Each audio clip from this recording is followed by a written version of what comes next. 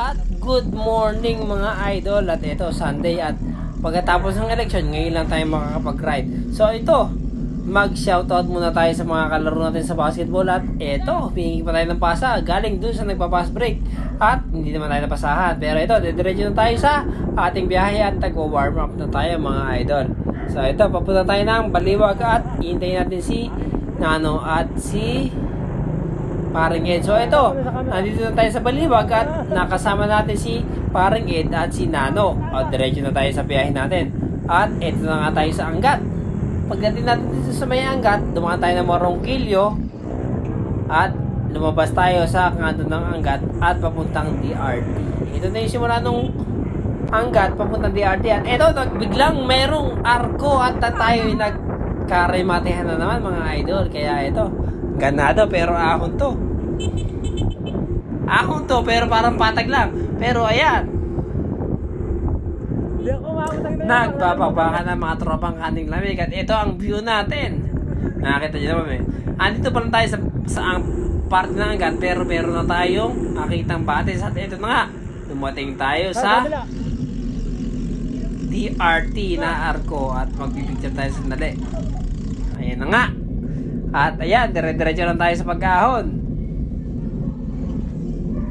Medyo makunat na at napudol pa kami ng mga idol.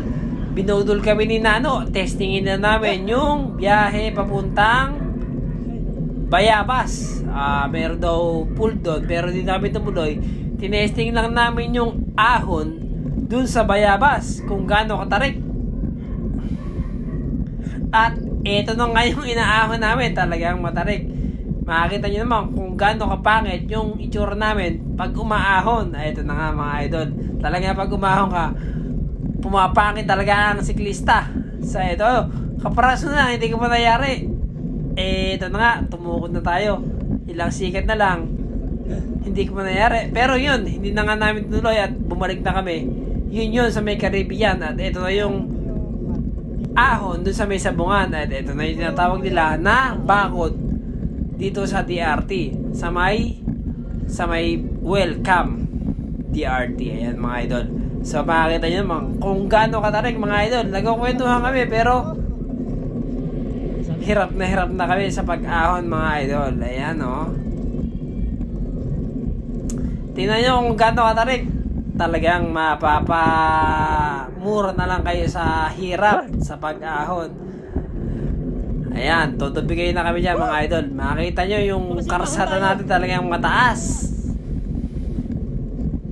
Talagang tsasagay na lang namin ni Paring Ed. Pero iiwan ako ni Paring Ed. Talagang, ayan, insaya niya kasi galing Dalton Pass yan sa may Santa Fe. Ayan, umahon sila last week.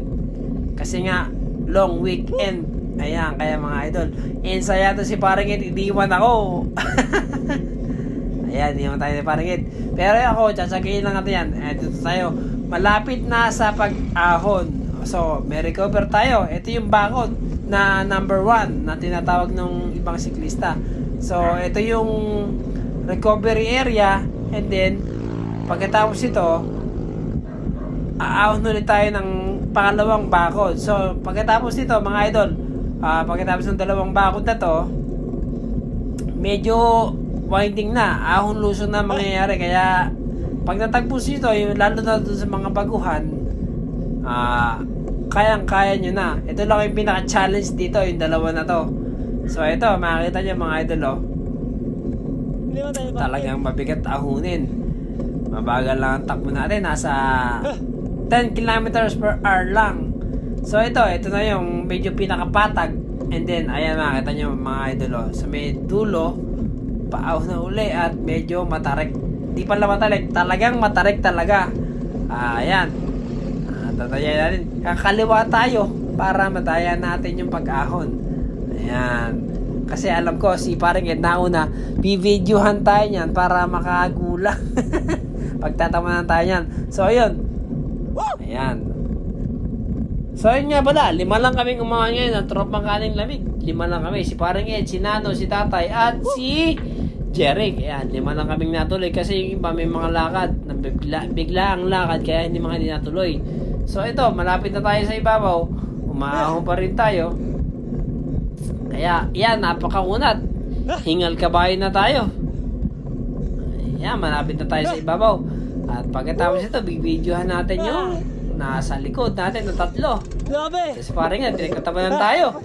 Talagang insayado si parang yan ngayon. Tetestingin nga po natin sa Diliman yung ensayo niya. Sasali dyan sa karera ng birthday race sa linggo. Ayan o.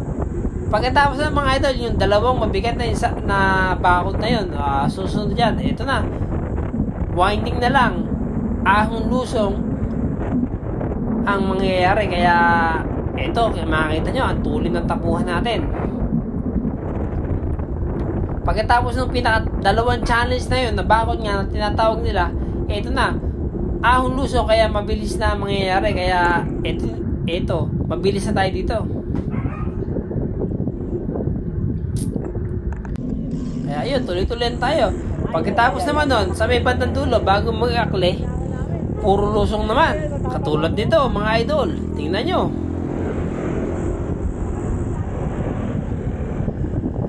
Kaya kung gusto nyo mag-ensayo na maganda, pumunta lang kayo dito sa DRT. Maganda ang pag-ensayuhan.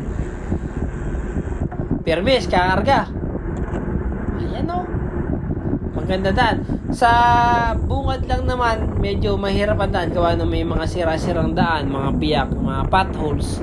Pero dito sa bandang DRT na mismo, okay na ang daan. Minsan 4 lanes, minsan 2 lanes. Pero makinis naman yung karsada. Kaya ito, makikita nyo ang tuloy natin, no? Sa part na to, medyo puro palusong na kasi malapit na tayo sa akle. Ayan.